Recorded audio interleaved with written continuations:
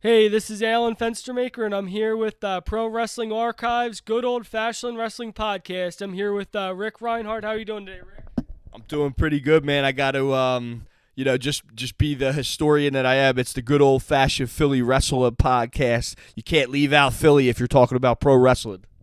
Hell yeah, Philly! Yeah, Philly is the home of wrestling, and especially our spot, the ECW Arena. There's some awesome stuff going through there, and we were actually at a show this past Saturday, Battlegrounds Championship Wrestling, where main event featured Gangrel versus Kevin Thorne, and man, that was a great show and awesome that we got to be part of that match too by coming out as druids, as vampires, as part of Gangrel and Kevin Thorne's vampire squad. It was a dream come true to come out at the ECW arena, a dream 20 years in the making or something like that. And I got to be honest, it was an honor to be on that bill with Gangrel, Too Cold Scorpio at the arena. Who else, man? The franchise, Shane Douglas, Jerry Lawler was there. Man, it was amazing. And I have to say this. So, Battlegrounds is a place that I'm still learning what's going on with it. I'm watching as an observer, similar to what Cornette's doing. And, it's real interesting because we are definitely on this Philly underground wrestling tip right now. And I got to give props to the guys that are really doing the shit, man. RF, Tim Embler, no doubt about it. These guys are wrestling geniuses. Yeah, no doubt. I know RF did it already with Ring of Honor, with founding Ring of Honor, and then just him and Tim Embler coming together. It's like wow. Like I remember last time I got to come out with Raven as a druid, and it was kind of cool because this time around, we were at Battlegrounds, and I got to talk to Raven backstage, and I know like Rick could even say me and Raven were hitting it off pretty good, and Raven was even calling me the vampire accountant because I know I had my phone in my hand. Yeah. He was calling you the accountant vampire. It was so funny, man. I was sitting back and watching Alan and Raven have a conversation, and I could tell Raven was popping on Alan like it was some BWO thing, like he had known him a while or something, or saw his place in pro wrestling.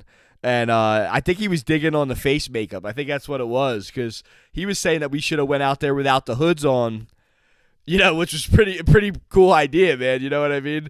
But we had to do what we had to do. So some of the other people that were there that night too. I mean, the Blue Meanie. Like, what would you have to say about the Meanie right now?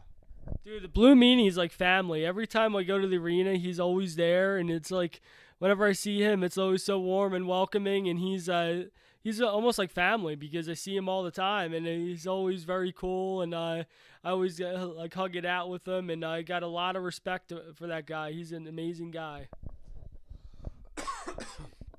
I agree 100%, and I gotta talk about his talent too. The Blue Meanie, he's got a lot of talent when it comes to this pro wrestling stuff, man. You can't sleep on, what it is that he does and its importance to pro wrestling. A couple other guys earlier that day I met when we were at Icons, man. I met Scotty Steiner, Big Papa Pump, and man, what a guy, man. We were talking about the early 90s and what it was like being in the WWF around that time, because I always thought that he was he was the biggest in stature and one of the best at executing maneuvers in the ring. So I always thought that he should have been a world champion in his early WWF days in the early 90s. And we talked about that, and he brought up the reasons why. And he made it sound like it was a strange time period for WWF around that time, and that's all I'll really say about that because, I don't know what to make of some of that.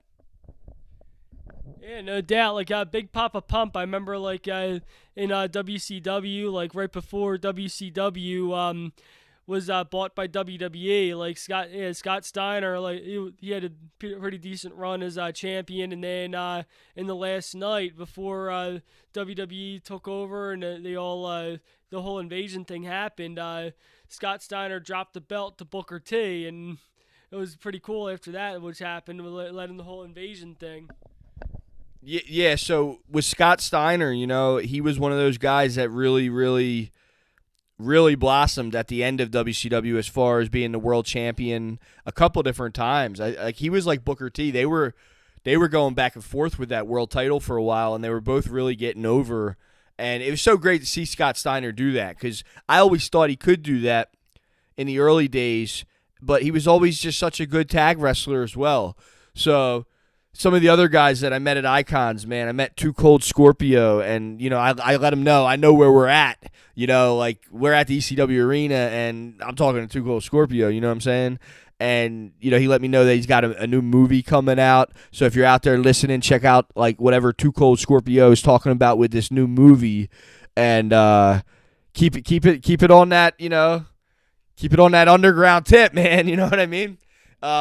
Also, I got to meet Eric Bischoff, which I don't know if you know this or not, but I've taken a jab or two at Bischoff in the last couple, months on here, just because he, he's kind of got that thing that, it's like I respect the man's knowledge about wrestling, and I respect actually his taste in what it is that he likes and brings to the table with pro wrestling. But, there's always this little Pillman, stuff in me that just makes me want to just, let Uncle Eric know what time it really is. But I got to see him, and I told him that I liked his podcast, and I told him that we need it. Like the wrestling fans out there, we need that shit. So I just think it was kind of cool how Eric Bischoff was at the ECW arena where Brian Pillman Sr. made that epic promo, and him calling him Mr. 90s Whiz Kid and all that. And now you're talking to the new Mr. 90s Whiz Kid, Rick Reinhardt. And I got to meet Miss Jacqueline there as well. She was the first person I met when I walked in. God bless her. She's a beautiful woman. And I was able to give her some of these hip-hop mixes I've been making, too, on that Mr. 90s Whiz Kid tip with my other alias, Akeem the African Dream. Actually, it's just Akeem the Dream, but you know what I'm saying. So what I'm saying is Miss Jacqueline was great to talk to. She autographed a picture for me, and I hope she likes the hip-hop stuff as much as I like her work. You know what I mean? Yeah, no, like Miss Jacqueline, I remember watching her in WWE, like back when I first started watching in the Attitude Era when she was with Terry Runnels and the team PMS. And it's kind of crazy, though, too. Like, you're talking about the one wrestler that has a movie coming out, too, because I remember, like, when I was driving for MLW a couple times ago, I drove Savio Vega back from the arena to the hotel room, and Savio Vega, like, really does have a good leadership role in the backstage element, and he was kind of cool talking to in the car and everything. He was telling me about, like, this documentary thing that he's doing and all, and it's kind of cool, like, just doing that and just getting to hang with the wrestlers and just get to know them as people and all, too. Yeah, I agree 100%, and, I got to rip a Philly with the Godfather the other day out back, which was pretty cool. He was a really humble cat, and I got to tell him how much I love the nation. And when I saw Ron Simmons down there a couple months back, he reassured me that PG-13 was cool. Jamie Dundee was a little nuts, but they were cool. I'm always trying to figure out like who's who. You know what I mean? Like who can I trust in this shit? Who can I trust? And who when I say that, I mean like when somebody's got a lot of talent and you believe in what it is that they have with it, you want to make sure that they're the real deal. And I got to say this about most of the wrestling guys that I met, 95% of them are the real deal. You know what I mean? Maybe more. You know what I mean? I have not been let down very often with this wrestling stuff.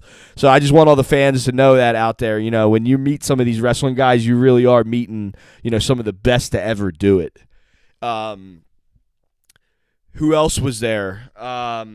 Britt Baker was there, giving out a lot of autographs. And I got to say this about Britt. You're one of my favorites right now. You're one of the only people that I'm like, yeah, that girl's really got it. And you're the best heel in the business. I know the autograph line was long, but welcome to the big times, honey. You know what I'm saying? And real quick, too, Sullivan was there. I saw a Miss Jacqueline Sullivan reunion, which was crazy. And I'm trying to think who else. JBL was there with no incidents with the meanie. Everything's cool, brushed over, whatever. That's that. Anything you want to say, Alan? Well, back to Britt Baker and all too. Like I remember I met Britt Baker when she came to Philly with AEW over at the Liacouras Center. But I know I was thinking like one match that I think would be awesome to see would be Becky Lynch versus Britt Baker, because I could tell the two of them would have like an amazing feud, but not in WWE though. Like if WWE would just water it down like they do everything else. So like if anything, Becky Lynch would have to like go over to AEW and then do it over there, because AEW, that's where like the real shit happens at too. Like WWE would like somehow mess it up like they always do, and with WWE currently doing all these layoffs like they've been doing lately, I could see that happening. Like Jeff Hardy as of late, like he was the most recent one, and I was thinking how cool would it be like if Jeff Hardy were to like go over to AEW and either reform the Hardy Boys, or even like if he were to like feud with Matt or even feud with Darby Allin. That would be dope. You know, AEW was just on last night, so I don't want to say the wrong thing because I didn't see the whole show. But I don't know, man. That could have already even happened because the way things are moving, they're real fast right now. You know what I mean? I do know that there was a crazy main event last night on the AEW show that was, 6-man tag: Sting, CM Punk, Darby Allin versus MJF, and I'm pretty sure it was FTR. I saw it at the end, but I turned it on like last 3 minutes of the show. And it just looked fucking crazy what was going on. CM Punk had his face painted like Sting. It almost kind of looked like the Ultimate Warrior. It was crazy. But so other things that have been happening too, is Jim Cornette was just talking about, he was answering a question on his podcast, and he was talking about if WWE and AEW got into some kind of talent exchange, or were able to make trades with each other like a professional baseball team would. Cornette brought up Heyman going to AEW as head creative, and they also said that if WWE got Sammy Guevara, Britt Baker, and 2 other upcoming people, that would be a pretty interesting thing. I thought of Brian Pillman Jr. going over to WWE, maybe getting a couple years, like maybe getting a year or 2 in AEW and then going over there in some kind of talent exchange, and then coming back would almost fulfill some kind of loose cannon crazy thing that his father did, and I don't know, man. It's just the AEW's got all this talent, so if Heyman went over there, he could definitely get in there and give that place some direction. And then what if Cody came back to WWE in some capacity too, because Cody's so invested in AEW. It's like if Vince had Cody with him, then right there and then he's already seized up the whole business once again.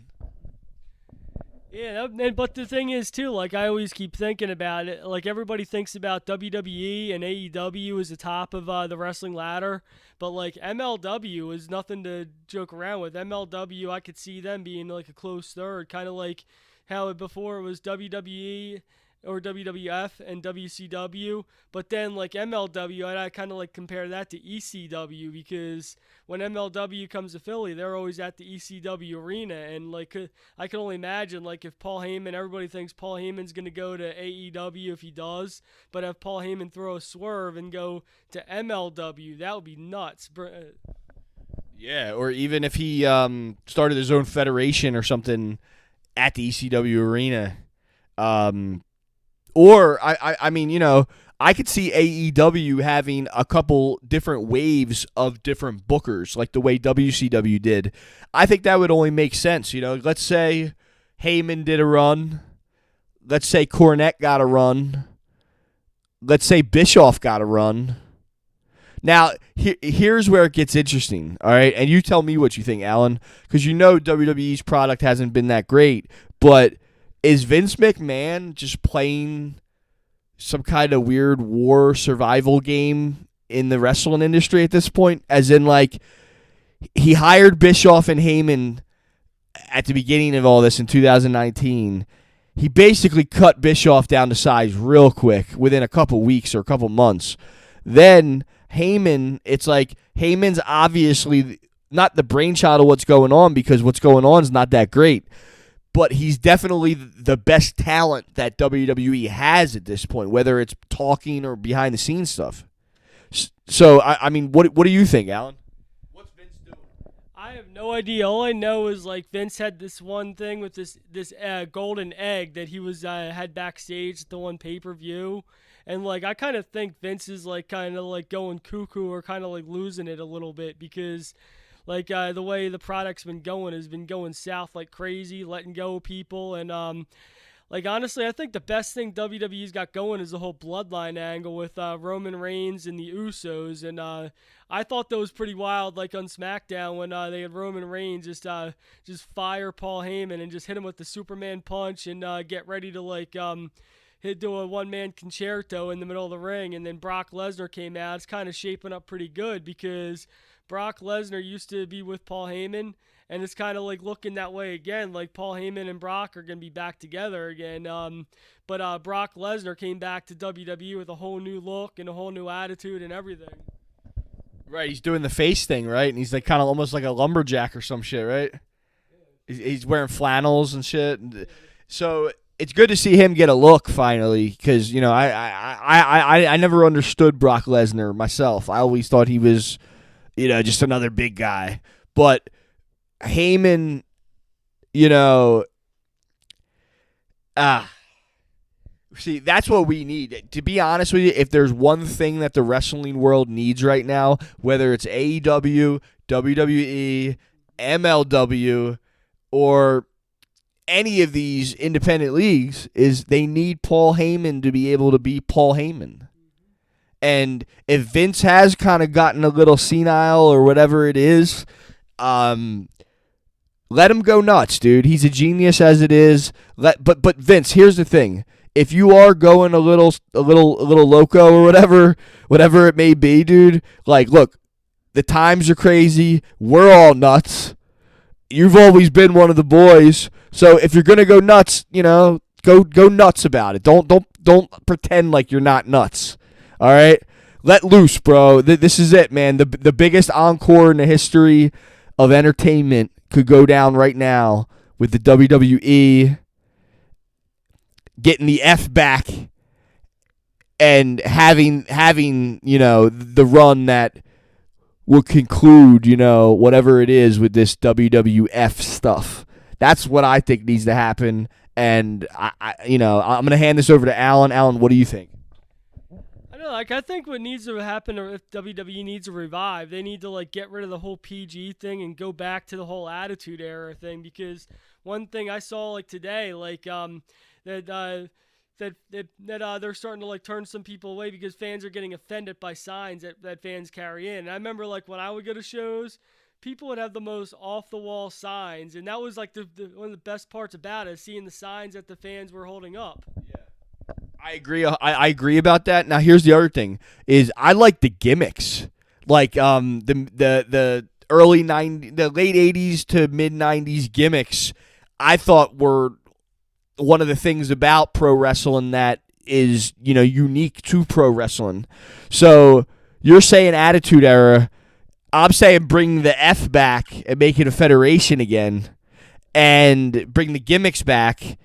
And what else is it? Obviously, we need to bring some of the real guys back. But here's the thing, is some of these guys are 70, 60 years old. What do we do about that?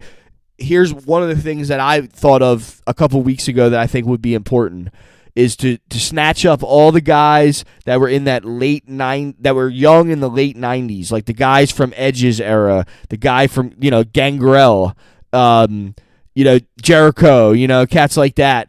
Lance Storm. It's like the guys from that era, the Blue Meanie. These guys still have runs to be had. You know, the franchise, Shane Douglas. Vince, I know you've had your issues with the franchise, Shane Douglas, but he's still one of the best in the business, man. Put the guys who are the best in business back on top. That's what needs to happen. Yeah, that or like build up upon like some of the newer guys that have some abilities and all too, because like I said, like the the Usos and Roman Reigns, like the Samoans are huge in wrestling, and like I know Lance Anawahi was had a couple appearances on WWE, and I think even bring Lance Anawahi in and have him join the Bloodline, because that's probably like the best thing WWE's got going on now. Yeah, Jacob Fatu's a real talent too, man. I mean, this dude, you can't sleep on this dude. So, that's a great point, and I could see Vince liking what you just said, man. So what we have is a couple of different generations and concepts from the past and hopefully in the future. I think the pro wrestling fans are speaking right now. You know what I'm saying? Like, I'm going to say it, man. Like, I want to see some gimmicks. I would like to see some edge, as in like, the Attitude Era of, just that fucking that 90s vibe, man, but here's the other thing too is we love tradition in pro wrestling, all the things that the true wrestling fans want to see. We got to give it back to the fans, man, because the fans need to come back, and the fans hold the key to all of this. Yeah, because that's why we do it for, is the fans. Like, I remember, like, WWE, like, a couple years ago was the McMahon family, Stephanie, Triple H, Shane, Vince. They got in the ring. They were saying, we're here to give the fans what you guys want. And it did take place for a while, but it's started to get away from that now. But that's why I think they need a resurgence in there, too. I agree 1,000%. And it seems like nowadays, whether it's wrestling or politics or whatever, it's like nobody's listening to the people anymore, and it hurts to be the people right now. So we as the people need that good shit to come back, man. It's not hard. This is what the franchise said to me at Icons, and this is something that needs to be heard. All right, it's not that hard to do this shit right. If people are not doing it right, it's because they think that what they're doing is better. But if it's not, then it's not. And the fans can truly say that. Like, I'm tired of the soap opera bullshit. It's not exciting, okay? Then on top of it, if you got bland people doing it, then it's not interesting, okay? If you got a presentation that makes you feel embarrassed, whether it be Michael Cole or whether it be, a bland setting, it's not cool, man. So we need to be able to be fascinated by this shit. And to me, what's fascinating about what's going on is the way it's evolving, and it's happening before our very eyes. Like, what Cornette's doing is genius, because he's setting at least a par standard and narrative about what's really going on. Yeah, like I like back when they had the whole storylines things, or the groups or the factions and all too. Like yeah, like you figure like you had the DX thing, the NWO, and like just where it actually told a story, beginning, middle, and end. That's what it is. Like Triple H put it the one time. It's like you're telling a story with your body from the second you come out to your entrance music to the second you walk to the back. And I remember like I got that same feeling on Saturday when I came out to the ring with Gangrel, like going through gorilla position, walking down with Gangrel's music on behind Gangrel at the arena, and then with the crowd out there, and then just walking around the ring with all the fans. It felt like I was in awe, or like, wow, I made it. And then after the match was done, getting to go in the ring with Kevin Sullivan and celebrating, and I just had to like Kevin Thor, yeah, like I just had to like hop up on the turnbuckle and just stand up there like I was like living the whole boyhood dream. I did that as well in my own way, and was coming up with stuff on the fly that was working, and I was feeling really in the groove about it, man. It was crazy. One of my friends was in the crowd. We call him the Hammer, and he was been at all them shows since like before my time. So, probably 94, 95. He's been at every show down there. And I've known him since 97, but he didn't know I was going to be out there. And then I walked right in front of him and got his attention. And then the whole rest of the match, I was fucking with him the whole time, dude. It was great. And, being on that ramp and shit and just giving it to the people that got it. We were giving it to him raw and uncut, man, But what you were just saying about the factions and everything, this is another example of the different generational things in wrestling that can come back. Vince, if you're out there listening, man, check this out. You got the factions from the Attitude Era. You got the gimmicks from the 90s. You got the realism of, let's say, the tag team wrestling from the late 80s with guys like Demolition or Powers of Pain or, I don't know, some of these other fucking freaks that you had out there at that time, like Rick Rude and, some of these bar fighters, the guys that really had the realism aspect of it down, Terry Funk. You got these different generational tools and skills and gifts that have already transpired that you can bust out at any time, especially in an environment right now which is thirsty and hungry for it. I mean, we need this shit. Yeah, I know, like that. Like, wrestling has always been a good outlet, and we need to have actual breakout stars. Like, I remember Stone Cold Steve Austin. I remember I stopped watching wrestling back in the at the end of the Golden Era, and then I started watching up again when Stone Cold was starting to have his run, and then from there I just got watch it for a while yet, and wrestling is coming back, I believe, too. Like Paul Heyman at the arena, a couple years ago, at Evolve Wrestling, was talking about how pro wrestling needs to evolve, and I think that's what it's doing right now. It's evolving into a whole new era. I agree 1,000%, and yes, it's growing. That's what it is too. It's it's on another level, and when that all comes together on that level, it's going to be mind blowing. I can already see it. This is the Good Old Fashioned Philly Wrestling Podcast. My name's Rick Reinhardt. I'm here with Alan Fenstermaker, my good friend. I'm going to let Alan take you out. Thanks for tuning in, and thanks for enjoying the show, and thanks for allowing us to bring some wrestling into your lives. Good night.